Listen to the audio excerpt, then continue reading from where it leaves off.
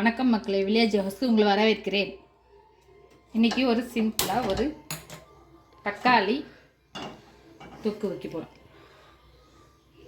இது இட்லி, சப்பாத்தி, தோசை இதுக்கெலாம் சாப்பிட்லாம். 2-3 நாள் வச்சுக்கிட்டு நல்லா சாப்பிட்லாம்.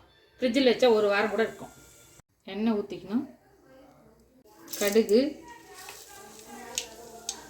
கொஞ்சம் சோம்பு, அது பொரிஞ்சதும் பூண்டு ஒரு 10 பல்லு தட்டி வச்சுக்கணும். அது போடணும்.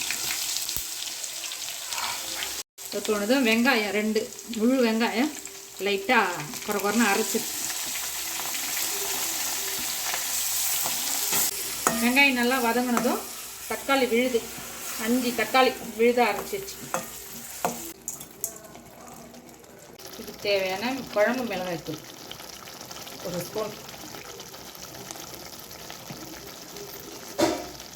ஒரு அரை ஸ்பூன் சிக்கன் மசாலா. தண்ணி படாமல் செஞ்சு இறக்கி வச்சோம்னா ஒரு வாரத்துக்கு கூட. இந்த அளவுக்கு வந்ததும் எண்ணெய் பிரிஞ்சு வருது பாருங்க. இந்த அளவுக்கு வதக்கி வச்சுக்கிட்டா 3 நாளைக்கு வெளியே வச்சுருந்தா சாப்பிட்டுக்கலாம். ஃப்ரிட்ஜில் வச்சுருந்தா ஒரு வாரத்துக்கு நல்லாயிருக்கும். சப்பாத்தி, பூரி, இட்லி, தோசை அனைத்துக்கும் தொட்டுக்கலாம். நல்லாயிருக்கும். தக்காளி தொக்கு டிஃபனுக்கு நல்லாயிருக்கும். இது பிடிச்சிருந்தா லைக் பண்ணுங்கள், ஷேர் பண்ணுங்கள், கமெண்ட் பண்ணுங்கள், சப்ஸ்கிரைப் பண்ணுங்கள்.